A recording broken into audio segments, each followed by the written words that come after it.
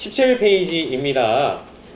17페이지 회계의 가장 기본적인 내용에 대해서 나와 있습니다. 회계의 개념과 순환 과정. 회계가 무엇인가? 시험에 나올까요? 시험에 안 나옵니다. 회계가 무엇일까요? 근데 요거 한번 얘기는 좀 한번 해보겠습니다. 자, 회계가 무엇이냐면 회계가 뭘까? 회계라고 되어 있는데 회가 뭐냐면 쓰지 마세요. 네, 모일회자입니다. 한자식으로 표현하면 우리 회의하다 무슨 뜻이죠? 회의 모여서 의견을 나누다 라는 뜻이고 회식하다 이건 뭐예요? 모여서 밥 먹는다 뭐 이런 뜻이겠죠. 그쵸? 모일회자입니다. 계는 뭐냐면 계산하다 계자예요. 계산을 모으다 라는 뜻입니다. 우리 돈과 관련된 정보를 만들게 될 겁니다. 뭐 요 정도 이해한다면 그러합니다. 굳이 한번 써보겠습니다. 시험에는 안 나오겠지만 회계가 뭐냐면요, 뭐 여기 줄줄이 나와 있는데요, 짧게 쓸게요. 회계라는 것은요, 기업의 우리 회사의 재무 정보, 돈과 관련된 정보를 만들게 됩니다. 돈과 관련된 정보를 만들어서 사람들한테 전달하는 과정을 회계라고 합니다. 짧게 쓰자면요, 돈과 관련된 정보를 모으는 거예요. 우리 회사 돈에 대해서 얘기할 겁니다. 시험에 나올까? 안 나옵니다. 됐나요? 자, 회계 분류라고 되어 있는데 이 부분은 시험에 나온 적이 있습니다. 분명히 재무회계하고 관리회계를 비교해 주셔야 되겠고요. 세무회계는 굳이 안 하셔도 될 것 같습니다. 됐나요? 요거 좀 체크 좀 해주시고요. 여기 보세요. 여기 회사가 있어요. 어떠한 회사가 있는데 돈과 관련된 정보를 만들게 됩니다. 돈과 관련된 정보를 만들어서 보시면 외부 사람들한테, 회사 외부에 있는 사람들한테 전달하면 뭐라고 하냐면 재무회계라고 하고요. 내부 사람들만 알 수 있는 것을 관리회계라고 합니다. 회사 내부에 있는 사람 누구죠? 사장님! 또 누구 있어요? 직원! 이 사람들은 회사 내부에 있는 사람들이죠? 이 내부 사람들만 알 수 있는 것을 관리회계라고 합니다. 근데 외부에 있는 사람, 회사 밖에 있는 사람들도 알 수 있는 것을 재무회계라고 합니다. 비교 좀 해주시죠. 자, 외부 사람들한테 전달하려면 양식이 필요합니다. 재무제표라는 양식에 의해서 외부 사람들한테 돈과 관련된 정보를 전달하고요. 그리고 내부 사람들은 특정한 양식이 없습니다. 그러니까 사장님 입맛에 맞춰주면 됩니다. 야, 이거 빨간색으로 표시해라. 표는 이렇게 좀 바꿔봐라. 그러니까 내부 사람들은 특정한 양식이라는 게 없습니다. 사장님 입맛에 맞춰주면 되겠죠. 자, 지금 제가 밑줄 쳐드린 것이 시험에 나오는 부분입니다. 자, 돈과 관련된 정보를 만들 텐데요. 외부 사람들한테 전달하면 재무회계, 내부 사람들한테 전달하면 관리회계라고 합니다. 네, 체크해 두셨나요? 됐나요? 우리 또 복습 강의도 있으니까 다시 들어보면 되겠죠. 그쵸? 그리고 밑으로 내려가시면 뭐가 나와요? 재무제표가 나옵니다. 아, 외부 사람들한테 전달하는 돈과 관련된 내용이구나. 요게 재무제표에 대해서 설명드리도록 할게요. 재무제표가 뭘까? 그냥 생각해보세요. 재무제표. 재무가 뭘까? 돈이지 뭐. 돈. 머니, 캐시, 재무, 쌤, 요 재하고 요 재가 다른데요? 예, 요거는 모두 재자라고 해요. 한자식으로. 그러니까 돈과 관련된 모든 표, 그걸 재무제표라고 합니다. 모든 표, 그럼 여러 가지가 있을 텐데 뒷부분 가시면 18페이지 갈게요. 여러 가지가 있습니다. 돈과 관련된 모든 표의 종류입니다. 자, 시험에 나온 적이 있습니다. 자, 체크해 주시죠. 1번 재무상태표, 2번 손익계산서, 3번 현금흐름표, 4번 자본변동표, 5번 주석이 있습니다. 아, 이게 돈과 관련된 모든 표구나. 시험에서 이렇게 나왔습니다. 재무제표의 종류로 옳지 않은 것은 1번 재무상태표, 2번 손익계산서, 3번 현금흐름표, 4번 이익잉여금 처분계산서. 정답은 4번이었습니다. 네, 이런 식으로 시험에 출제가 된 적이 있습니다. 5가지가 있습니다. 돈과 관련된 모든 표는 5가지가 있다. 됐나요? 그리고 재무상태표 보시면요. 그냥 생각해보세요. 재무상태표? 그냥 말 그대로 생각해보세요. 뭐 외우려고 하시고 마시고. 재무가 뭐죠? 돈! 재무의 돈과 관련된 상태를 나타내주는 표예요. 재무상태표. 자, 키워드에다 체크하겠습니다. 일정 시점 체크해 주시고요. 지금 시점에 재산 상태를 나타내주는 보고서, 재무 상태를 나타내주는 보고서가 재무상태표입니다. 지금 강의하고 있는 지금 이 시점에 저의 재산은 얼마입니다. 그걸 재무상태표라고 해요. 자, 손익계산서는 뭐냐면 그냥 말 그대로 생각해 보세요. 손익계산서. 손이 뭘까요? 손실 할 때 뭐 쓰지 마십시오. 이런 거. 이익. 아, 손실과 이익을 계산한 서식이구나. 그걸 손익계산서라고 합니다.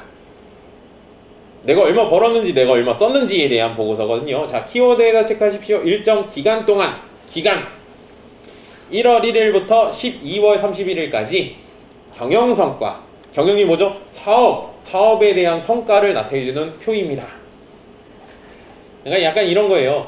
저희 연봉은 얼마입니다. 내가 얼마 벌었습니다. 그게 손익계산서예요. 지금 시점의 재산은 얼마입니다. 그건 재무상태표고요. 1월 1일부터 12월 30일까지 연봉 얼마입니다. 내가 얼마 벌었습니다. 그건 손익계산서예요. 여하튼 키워드에다 체크해 드렸고요. 현금 흐름표는 뭘까요? 말 그대로 현금의 흐름을 나타내주는 표겠지 뭐. 이 정도. 자본 변동표는 뭘까요? 자본의 변동을 나타내주는 표겠지 뭐. 충분합니다. 그리고 주석은 제가 내일 말씀드릴게요. 여하튼 돈과 관련된 모든 표 5가지가 있습니다. 시험에 이따가 어떻게 나오는지 볼게요. 문제가. 자, 그래서 1번 보시면 재무상태표에 대해서 자세하게 나와 있어요. 됐나요? 그리고 우측 하단에 보시면 19페이지 하단에 보시면 손익계산서에 대해서 자세하게 나와 있는 거예요. 됐나요? 뒷페이지 가시죠. 20페이지 보면 손익계산서에 대해서 쭉 나와 있고요. 쌤, 현금흐름표, 자본변동표, 주석은 따로 없는데요? 예, 없어요. 그러니까 우리는 5가지 돈과 관련된 모든 표가 있다. 근데 재무상태표하고 손익계산서 위주로 가겠다. 우리 시험은 그렇습니다. 되나요? 네, 구성이 이렇게 되어 있는 거예요. 자, 그러면 재무상태표에 대해서 조금 자세하게 보도록 할게요. 자, 18페이지입니다. 재무상태표는 뭐라고요? 지금 시점에 재산에 대해서 나타내주는 표예요. 되나요? 자, 재무상태표 이렇게 쭉 나와 있고요. 뭐 밑줄 칠 필요는 없을 것 같고, 여기 기본 구조 보시면 자산에다가 체크 좀 해주세요. 자산이라는 표현이 나올 거예요. 그리고 부채라는 표현이 나올 거예요. 부채. 그리고 오른쪽 페이지 상단에 보시면 자본이라는 표현이 나올 거예요. 체크해 주시고요. 자산, 부채, 자본에 대해서 좀 설명드릴게요. 자, 일단 자산은요, 옆에다 쓰세요. 네, 재산. 좀 초딩적으로 이렇게 표현하겠습니다. 재산. 조금 이렇게 해자. 자산은 재산이다. 재산. 자, 재산은 2가지로 나눌 수 있거든요. 일단 쓰시죠. 모르더라도 일단 쓰세요. 2가지로 나눌 수 있습니다. 첫 번째는 뭐가 있냐면 재화라는 게 있습니다. 벌써부터 어렵죠? 재화. 자, 2번째는 뭐냐면 채권이라는 게 있습니다. 채권. 어렵죠? 벌써부터. 재산은 2가지로 나눌 수 있는데요. 재화가 있고 채권이 있습니다. 재화는 우리 초딩 때 배웠어요. 초등학교 3학년 때 배웠어요. 분명히 3학년 교과서에 있어요. 재화와 용역이라고 해가지고 분명히 배운 적이 있는데 우리 성인이 됐으니까 벌써 다 까먹었죠. 네, 재화는 뭐냐면 재산 가치가 있는 물건을 재화라고 하는데요. 그냥 간단하게 물건이라고 생각하세요. 가치가 있는 물건, 그 재화라고 하고요. 용역은 뭐죠? 서비스라고 합니다. 서비스. 미리 참고적으로. 여하튼 그냥 물건이라고 생각하세요. 그냥 여러분들이 가지고 계시는 물건들 있죠. 여러분들이 가지고 계신 백, 여러분들이 가지고 계시는 핸드폰, 여러분들이 가지고 계시는 컴퓨터, 차량, 나만 없는 건물 이런 것들 있잖아요. 이런 거 뭐예요? 재산입니다. 그쵸? 재산이에요, 재산. 그리고 채권은 오늘 안 할 건데 어렵습니다. 일단 옆에다가 쓰십시오. 받을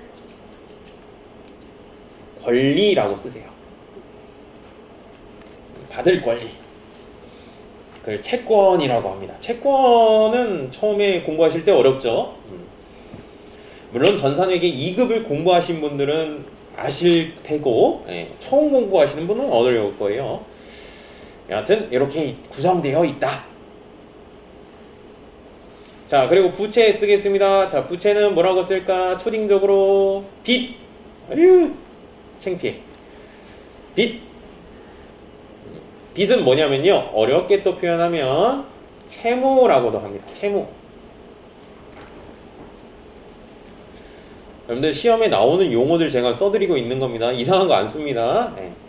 채무는 뭘까? 여러분들 채무자라는 표현 들어봤어요? 채무자? 뭐 이건 쓰지 마시고 채무자. 이건 많이 들어봤죠. 갚아야 될 의무가 있는 사람, 갚아야 되는 사람, 그렇죠? 그리고 채권자라는 표현 반대 표현입니다. 이건 뭘까요? 받을 권리가 있는 사람, 돈 받아야 되는 사람, 이건 갚아야 되는 사람, 이런 표현이거든요. 채무 옆에다 쓰겠습니다. 갚아야 할 의무라고 쓰겠습니다.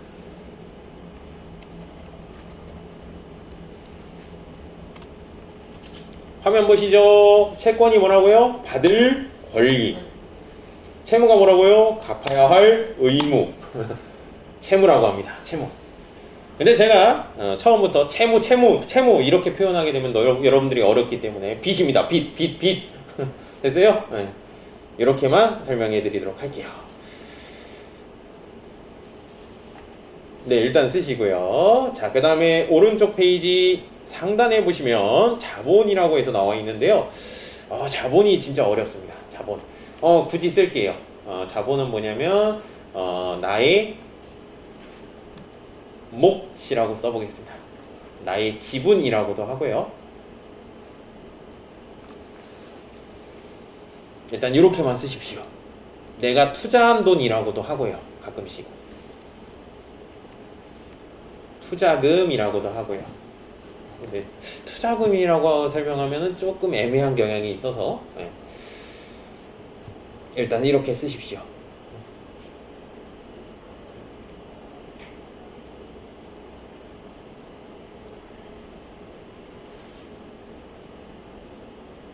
네, 지금 재무상태표에 대해서 하는데 자산, 부채, 자본으로 구성되어 있습니다.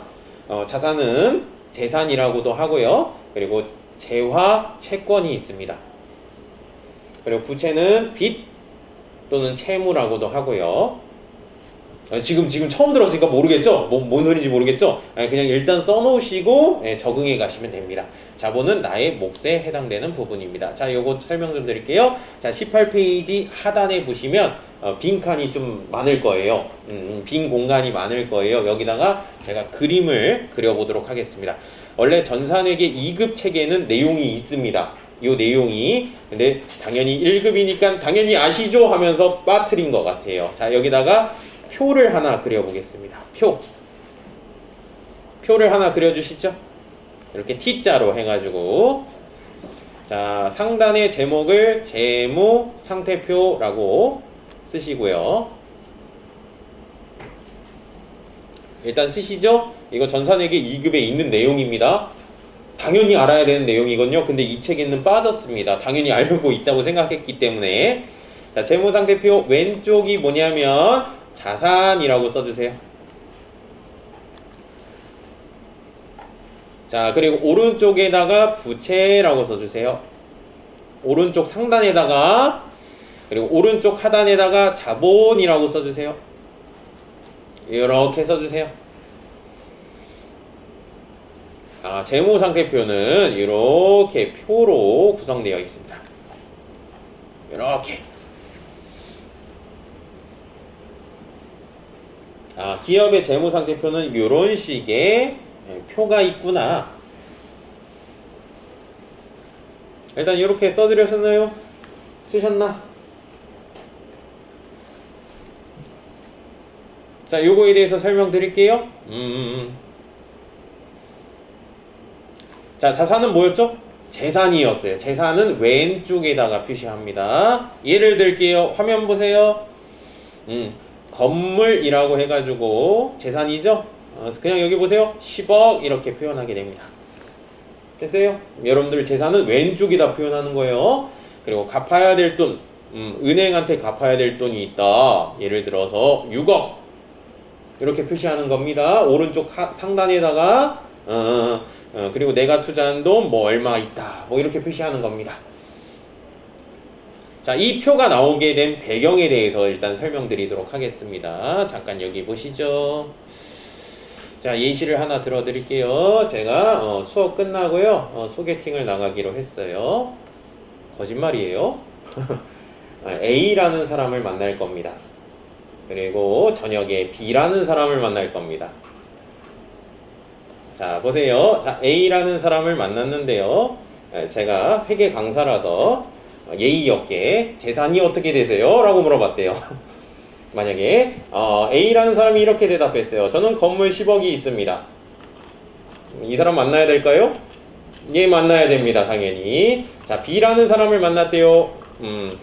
재산이 얼마가 됩니까? 저도 건물이 있어요. 10억. 화면 보시죠. 자, 저는 어떻게 해야 될까요? A라는 사람 만나야 될까요? B라는 사람 만나야 될까요? 예쁜 사람을 만나야 됩니다. 아니, 그게 아니라 농담이에요. 둘 다 만나면 되죠. 양다리 걸칠 겁니다. A라는 사람을 만나도록 할게요. A라는 사람을 만났어요. 근데 A라는 사람을 만났는데 이 건물 10억을 어떻게 마련했냐면, 잘 들으세요. 이 건물 10억을 어떻게 마련했냐면 영끌을 했대요. 은행에서 9억을 땡겼어요. 됐어요? 그리고 자기가 투자한 돈이 1억이래요. 그래서 이 건물 10억을 만들었대요. 됐습니까? 근데 B라는 사람은요, 건물 10억을 어떻게 마련했냐면 은행에서 1억을 땡겼고요. 그리고 자기가 투자한 돈이 얼마예요? 9억이 된대요. 자, 그러면 저는 A라는 사람을 만났어야 되나요? B라는 사람을 만났어야 되나요? 네, 그렇습니다. 네, B라는 사람을 만났었어야 되죠. 맞죠? 나 강요하는 거 아니지? 자, 무슨 말이 중요하냐면 재산이 중요한 게 아니에요.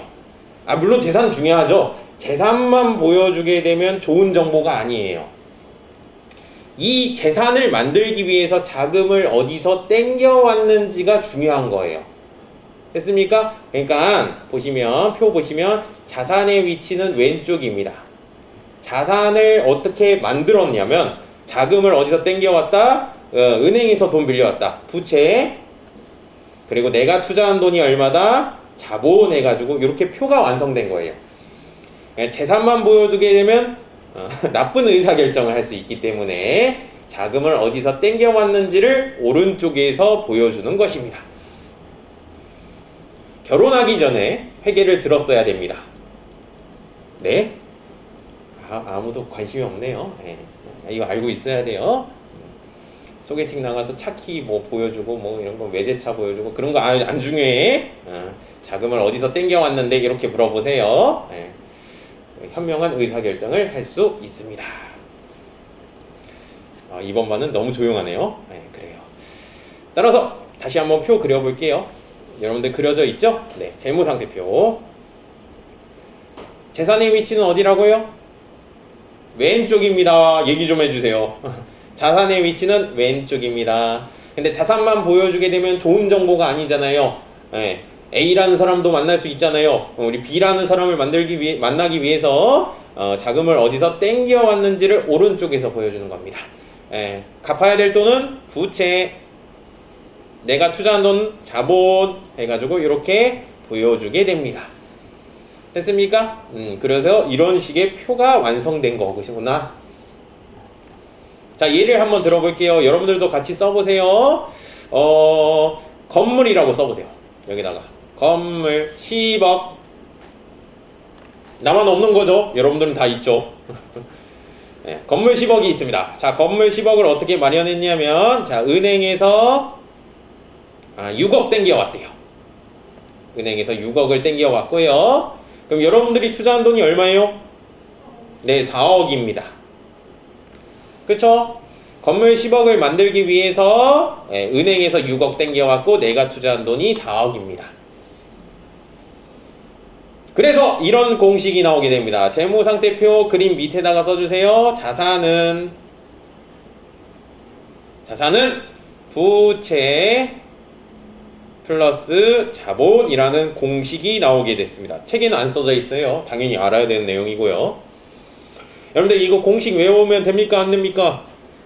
외우면 좋겠지만 우리 공식으로 외우지 마시고 그림으로 기억해 주세요. 자산은 부채 플러스 자본이다.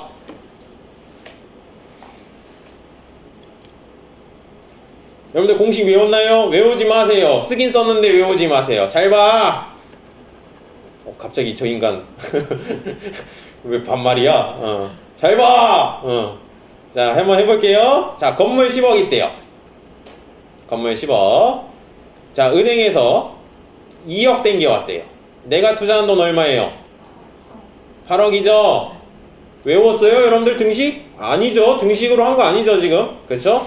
자, 예를 또 들어볼게요.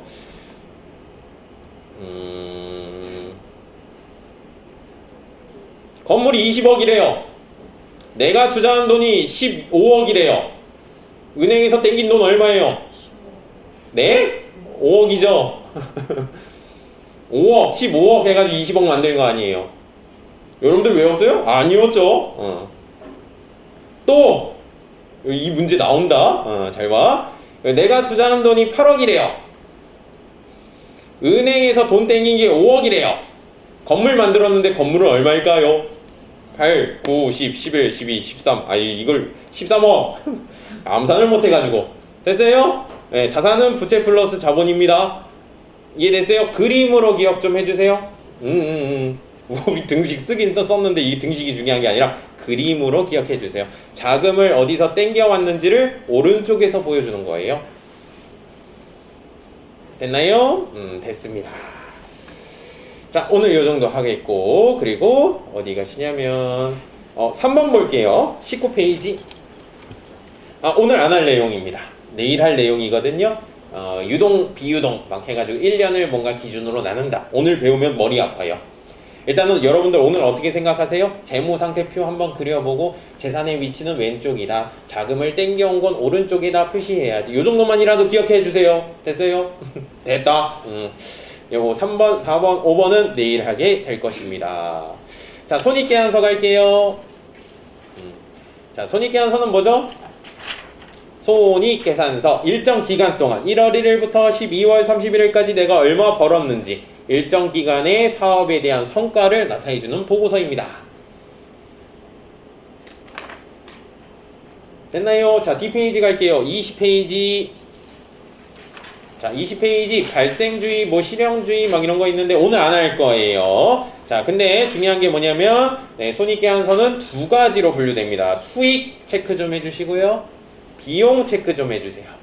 자, 재무상태표는 몇 가지? 세 가지가 있었습니다. 자산, 부채, 자본.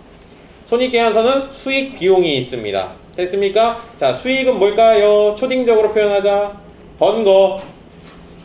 이런 이거 엄마한테 보여주지 마요. 창피하니까. 자, 비용은 뭐예요? 쓴 거. 이거 창피해. 요 정도만 표현해도 되죠? 번 거, 수익, 쓴 거, 비용. 됐나요? 근데 여기 그림이 없네. 그림 그려야 되겠다.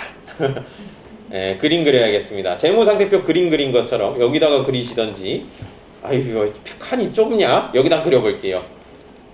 저는 여기다 메모장에다 큼지막하게 좀 그릴게요. 손익계산서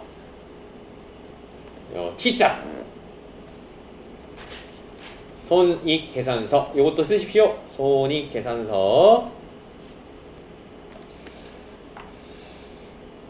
자, 수익의 위치는 오른쪽입니다. 묻지 마세요. 이유는. 자, 비용의 위치는 왼쪽입니다. 묻지 마세요. 이유는.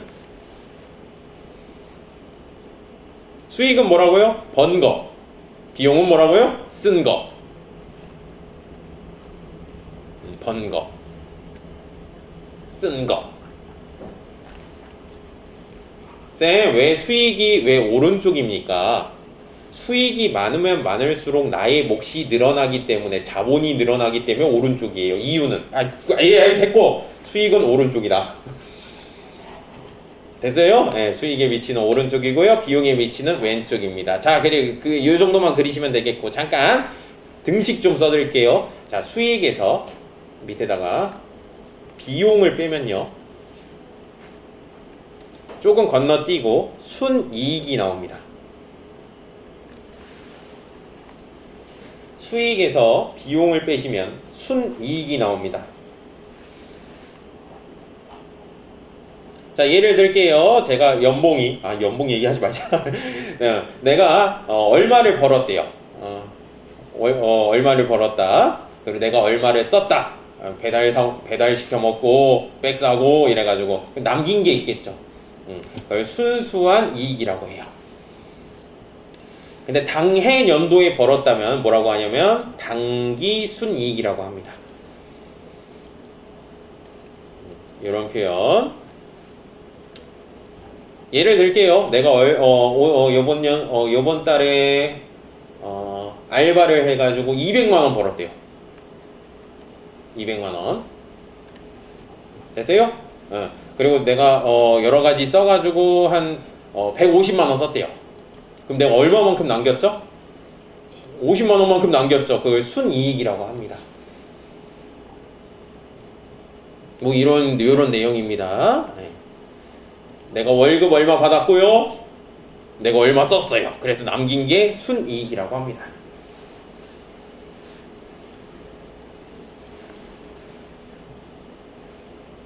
이거는 위치는 알고 계시되 내가 얼마 벌었고 내가 얼마 썼으니까 얼마 남겼겠지. 이 정도는 아시죠? 이 정도 상식적으로 좀 생각하셔도 돼요.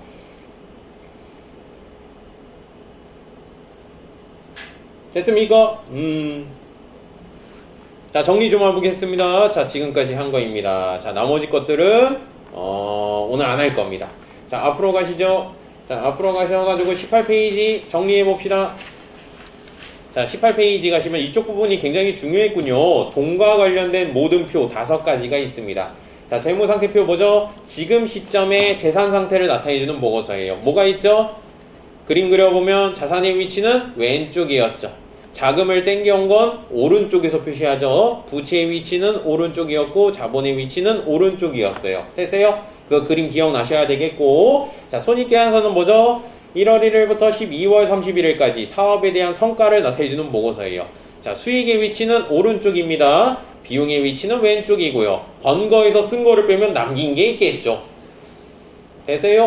요 정도만 오늘 해주시면 되겠고, 그리고 내일 들어갈 건데 이 위치가 굉장히 중요합니다. 위치 꼭 알고 오셨으면 좋겠어요. 됐나요? 네, 그러합니다. 자, 20페이지 가겠습니다. 자, 20페이지 보시면 개념체계라고 해서 나오는데, 방금 전까지 잘 들어봐요. 방금 전까지는 회계 2급에서 나오는 영역이고요. 당연히 1급도 나옵니다. 2급에서 나왔던 영역이고, 여기서부터는 1급에서만 나오는 영역입니다. 좀 깊은 내용입니다. 뭐 표시할 필요는 없어요. 우리가 해야 되니까. 자, 뭐가 나오냐면 재무정보의 기본 과정 체크해 주시고, 자, 이쪽 부분은 회계학이라고 해가지고 쓰지 마세요. 회계학이라고 해서 학문적인 내용입니다. 조금 암기사항입니다. 결론은 교수님들이 좋아하는 약간 좀 철학적인 내용이에요. 네. 조금 암기사항이 되겠고요. 3가지 기본 과정이 있어요. 기본 과정, 네, 체크해 주시죠. 기업 실체의 과정 체크. 그리고 21페이지 상단에 보시면 계속기업의 과정 체크. 그리고 3번째 보시면 기간별 보고의 과정 체크. 3가지 과정이 있습니다. 시험에 나오기 참 좋겠죠. 왜? 보기가 사지선다잖아요. 회계의 기본 과정이 아닌 것은 1번 기업 실체의 과정, 2번 계속 기업의 과정, 3번 기간별 보고의 과정, 4번 발생주의. 정답은 4번이었습니다. 요거에 대해서 좀 설명드리자면 기본 과정이 뭐냐면요. 재무정보, 돈과 관련된 정보를 만드는데 이러한 과정에 의해서 만들어라 라는 내용이에요. 굳이 이유는 아실 필요는 없겠고 결국에 암기사항이거든요. 기업 실체의 과정. 그러니까 기업에 대한 돈과 관련된 정보를 만들라는 거예요. 됐나요? 그리고 계속 기업의 과정. 우측에 보시면 계속 기업의 과정 있죠? 기업은 계속 운영한다는 가정 아래 만들라는 내용이에요. 됐나요? 기간별 보고의 과정. 1년에 한 번씩은 외부 사람들한테 보여주라는 거예요. 뭐 이런 내용이긴 합니다. 이유는 몰라도 되는데 세 가지 과정이 있다. 결론은 그거예요. 이유 좀 설명드리자면 이유를 몰라도 돼요. 기억도 안 나 시험장에서. 기업 실체의 과정은 기업 자체의 돈과 관련된 내용만 만들라는 것인데 예를 들게요. 쓰지 마세요. 우리 사장님이 로또를 맞았대요. 로또를 맞춰가지고 요새 얼마죠? 20억이라고 해볼게요. 얼마야? 나 모르겠어. 몰라요. 로또를 안 해와서 20억이라고 해볼게요. 자, 우리 사장님이 로또를 20억 맞았습니다. 자, 우리 직원들 좋아할까요? 직원들 좋아합니다. 이번에 상여금 많이 나오겠네. 그거랑 별개죠. 이건 사장님 돈이잖아요. 상여금 더 많이 주겠지. 이런 말 하면 안 되죠. 그쵸? 회사 돈하고 사장님 돈은 별개입니다. 우리는 뭐 회사 돈에 대해서만 얘기할 겁니다. 그게 기업 실체의 과정이에요. 여기 보시면 기업은 경영자, 사장님과는 별개입니다. 사장님 돈에 대해서 얘기하는 게 아니고 우리 기업에 대한 돈과 관련된 내용만 얘기할 겁니다. 앞으로 이런 내용이에요. 물론 의미 알면 좋겠죠. 아니, 기업 실체의 과정, 기업의 돈과 관련된 정보를 만들게 된다. 이 정도만 딱 알고 계시면 돼요. 굳이 제가 설명드리는 거예요. 자, 그리고 우측 상단에 보시면 계속 기업의 과정입니다. 기업은 계속적으로 운영한다는 가정 아래 만들어라. 내년도에 망하는데요? 그럼 대충 만들겠죠? 아니, 이러지 말고 계속 운영한다는 가정 아래 만들라 얘기입니다. 그리고 기간별 보고의 과정, 요거는 1년에 한 번씩 외부 사람들한테 보여주라는 내용이에요. 됐고요. 됐고요. 세 가지 과정 아래 만들어진다. 세 가지 과정 뭐죠? 기업 실체의 과정, 계속 기업의 과정, 기간별 보고의 과정입니다. 이거 외우기 어렵죠? 그래서 어떻게 외우냐면 우리 고딩들은 옛날에 고등학교 가르칠 때 기기기 가정 가정이잖아요. 기업 기업 실체의 과정, 계속 기업의 과정, 기간별 보고의 과정. 됐어요?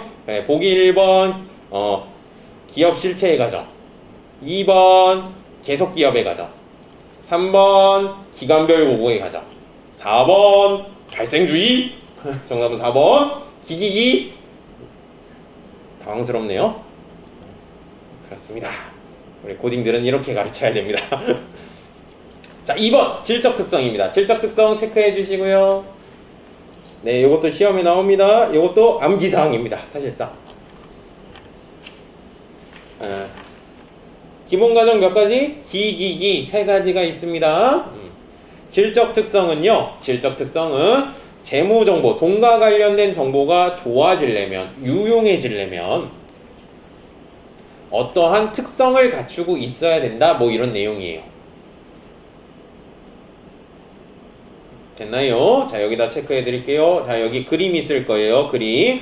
자, 목적적 합성의 목에다가 체크 좀 해주세요. 목. 내가 지금 뭐 하려고 하는 거예요? 앞글자 따서 외우려고 하는 것이죠. 결국에 신뢰성 보시면 신 동그라미 치세요. 신. 자, 그리고 목적적 합성 밑에 보시면 예측 가치가 있을 거예요. 예 체크해 주시고요.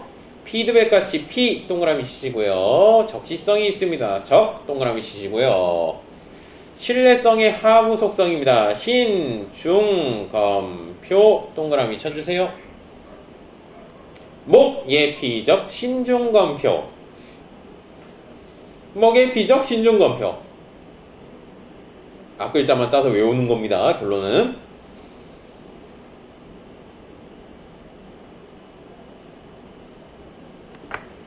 인간 뭐야? 갑자기.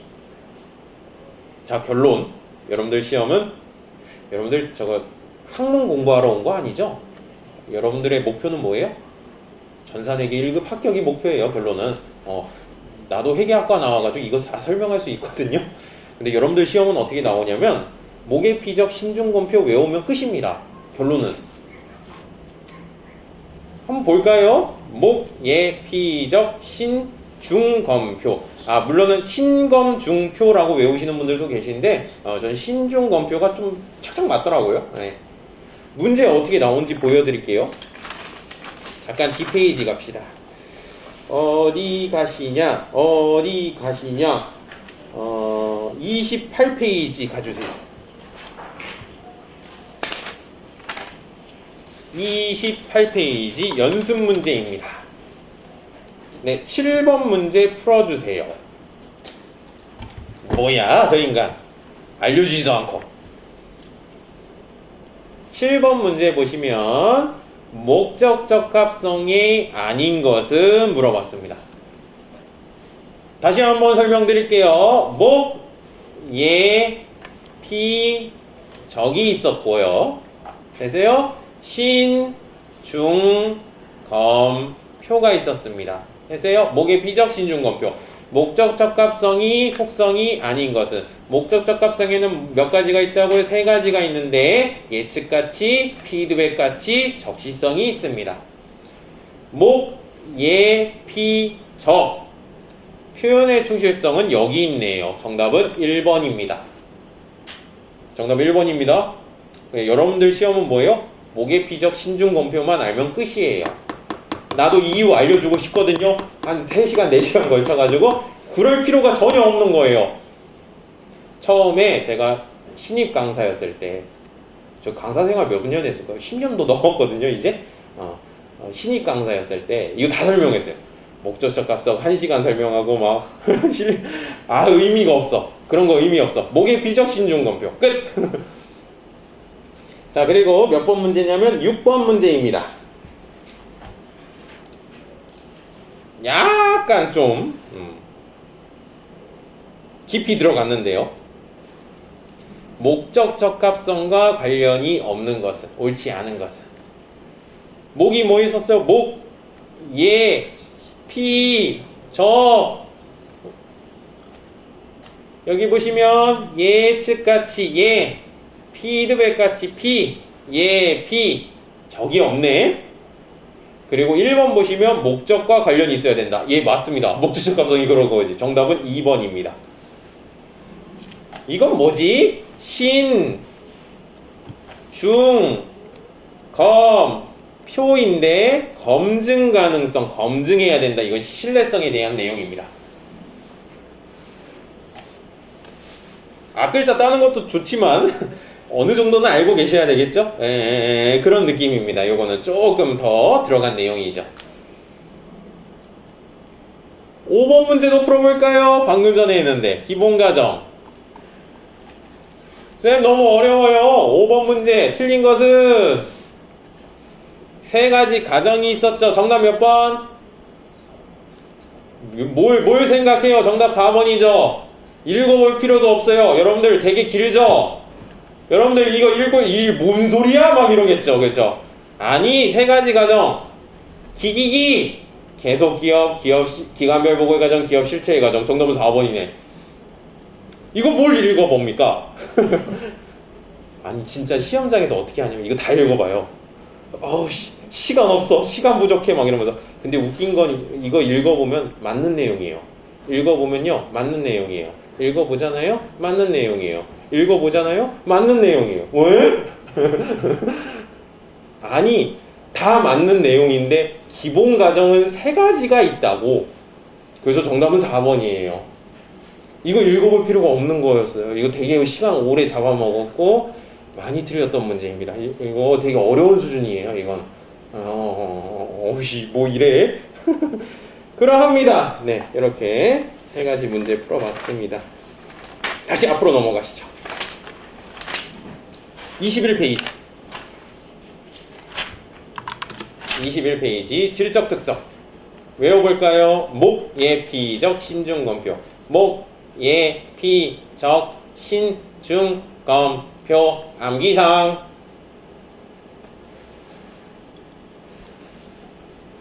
제가 이러고 수업을 끝내면 저 인간 뭐지? 이럴 겁니다. 그쵸? 이거에 대해서 설명도 해주지도 않고. 그쵸? 나쁜 선생. 설명드리겠습니다. 지금부터. 결론은 암기예요. 목의 비적 신중 검표인데 목적 적합성은 뭘까요? 목적에 맞는 정보를 전달해줘야 된다는 거예요. 신뢰성은 뭐예요? 믿을 만한 정보를 전달해줘야 된다는 거예요. 잠깐 목적에 맞는 정보를 전달해 줄게요. 잘 보세요. 목의 비적 목적에 맞아야 됩니다. 여러분들 목표는 뭐죠? 전산회계 1급 합격이 목표예요. 그게 목적이잖아요. 목적에 적합하려면 제가 어떻게 가르쳐야 될까요? 예측할 수 있어야 됩니다. 제가 방금 전에 이렇게 표시를 해줬죠?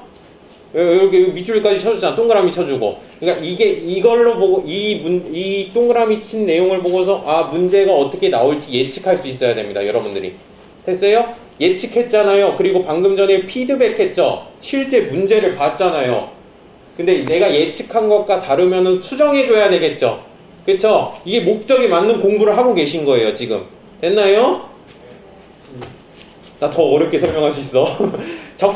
적시성이 뭐냐면 최신 문제들 가지고 지금 풀어야 된다는 거예요. 20년 전 문제 풀면 무슨 의미가 있어요? 지금 트렌드에 안 맞는데. 지금 최근 문제들만 풀고 있는 겁니다. 여러분들은 목적에 맞는 공부를 하고 계신 겁니다. 됐나요? 굳이 설명드리자면요. 더 깊이 설명할 수 있는데. 안 돼. 시간이 없어. 자, 신뢰성은 뭐냐면 잠깐 제가 목예피적 신중검표만 나와요 라고 했잖아요. 그건 뭐냐면 목적 적합성만 강조한 거예요. 여러분들 시험에 합격하기 위해서 목적만 설명드린 거예요. 대신에 신뢰성은 떨어지죠. 저 인간 믿을 만한 인간인가? 약간 이런 생각이 들겠죠. 신뢰성은 뭐냐면 믿을 만한 정보를 전달해 줘야 된다는 것인데 중립적이어야 돼요. 문제가 중립적이어야 된다는 거예요. 그리고 검증 가능성, 누구나 똑같은 결과에 도달할 수 있어야 된다는 내용이에요. 그냥 들어보세요. 표현의 충실성, 제가 표현을 충실하게 해줘야지 믿을 만한 정보가 되겠죠. 여러분들 입장에서는. 근데 저는 목적 적합성하고 신뢰성이 있는데 앞으로 수업 내용을 어떻게 나갈 거냐면 목적 적합성을 한층 강조시킬 겁니다. 근데 저 인간 믿을 만한 인간이야? 약간 신뢰성은 좀 떨어질 겁니다. 약간 나도 이거 강조하고 싶고 이것도 다 강조하고 싶어요. 근데 이거 너무 강조하다 보면은 여러분들 시험과는 멀어지게 되는 거고요. 결론은 이거 강조하다 보면은 시간도 부족하게 되고요. 약간 옛날에는 좀 이걸 많이 강조했어요. 회계를 배웠는데 알아야지 막 이러면서 그래가지고 하여튼 그렇습니다. 여하튼 목적 적합성, 실효성. 여하튼 목예피적 신중 검표입니다. 결론은 힘들다. 이거 1시간 동안 설명할 수 있는데. 자, 뒤로 가시면 24페이지. 아니구나. 이거 몇 페이지지? 22페이지. 체크만 해보죠. 여기 목적 적합성 있죠? 피적에 대해서 자세하게 나와 있어요. 근데 이 내용이 나온다? 아니다. 우리는 목의 비적 해가지고 문제를 푼다. 예측 가치가 뭘까요? 예측할 수 있어야 돼요. 그냥 그 정도예요. 피드백이 뭘까요? 문제를 보면서 이제 수정해야 되겠죠. 예측치를 확인하고 예측한 걸 확인하고 아니면 내가 생각한 게 달랐으면 수정해 줘야 되겠죠. 굳이 밑줄을 치자면 여기입니다. 깊이 나온다면. 적시성은 뭐예요? 최근 정보를 반영해 줘야 돼요. 밑줄 칠 필요도 없습니다. 요거 깊이 나왔을 때 요 문제가 나온 적이 있어서 제가 체크해 드린 거예요. 최근에는 없어. 어렵게 안 나왔어요. 그리고 신뢰성 있죠? 신, 중, 검, 표. 그거에 대해서 나와 있는 거죠. 신뢰성은 뭘까요? 믿을 만한 정보여야 된다. 검증 가능성은 누구나 유사한 결과에 도달할 수 있어야 된다. 중립성은 편의가 없어야 된다. 이런 내용이고요. 중립적이어야 된다. 표현의 충실성은 표현을 충실하게 해야 된다. 이런 내용이겠죠. 이 회계학과 계세요? 회계학과? 회계학과에서는 이거 교수님이 한 3주 내내 얘기해요. 예시 설명하면서 3주 내내 합니다. 요게 뭐냐면 질적 특성입니다. 질적 특성이고, 자 23페이지 상단에 보시면 부수적 질적 특성이라고 적혀 있습니다. 자 방금 전에 뭐 얘기했죠? 목, 예, 피적, 신중검표는 당연히 있어야 된다는 내용이고요. 이건 뭐예요? 부수적은요? 옵션이에요. 있으면 참 좋겠는데 라는 내용입니다. 따라서 옵션이 시험 문제에 안 나옵니다. 중요하게 나오고, 옵션은 있으면 좋고 없어도 앞에 거 목의 피적 신중검표가 있어도 괜찮다라는 내용이에요. 그러니까 있어도 되고 없어도 된다라는 내용이에요. 비교 가능성이라는 게 있어요. 근데 옵션이에요. 옵션. 영어 쓰기 싫어. 옵션입니다. 그래서 안 나와요 시험에. 비교할 수 있으면 참 더 좋겠다 뭐 이런 내용입니다. 기관별로 비교할 수 있고 기업별로 비교할 수 있으면 참 좋겠다 뭐 이런 내용을 나타내고 있는 것입니다. 됐나요? 네, 됐습니다. 자 27페이지 가주시죠. 27페이지 갈게요. 자 여기 연습 문제가 있거든요. 네, 연습 문제가 있는데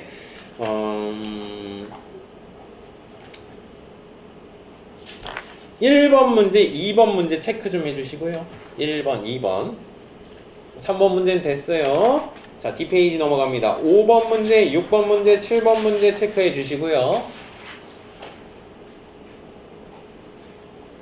됐나요? 4번은 됐어요.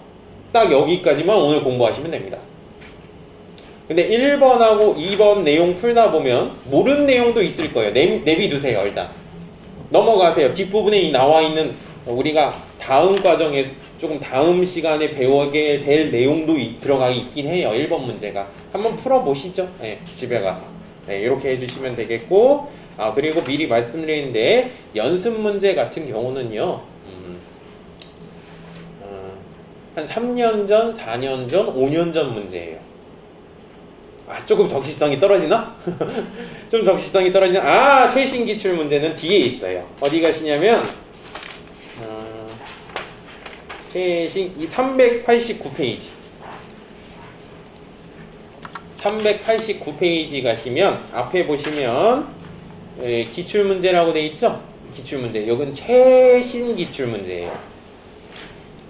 최근 6개월 또는 1년 된 문제들입니다. 됐어요? 그러니까 연습 문제는 조금 3년 전 문제라고 생각하시면 되겠고, 뒷부분 이쪽 부분은 최신 문제라고 생각하시면 되겠습니다. 저는 어떻게 풀 거냐면요, 연습 문제 풀만한 것만 풀겠습니다. 조금 옛날 문제는. 그리고 최신 기출 문제는 웬만하면 다 풀어드릴 건데 시간이 없을 수도 있어요. 네. 그래서 보시면 여기 백사회 이론시험이라고 돼 있죠. 백사회 이론시험이라고 되어 있고요. 1번부터 15번까지 나와 있는데 요거 잠깐 쉬었다가 풀 거예요.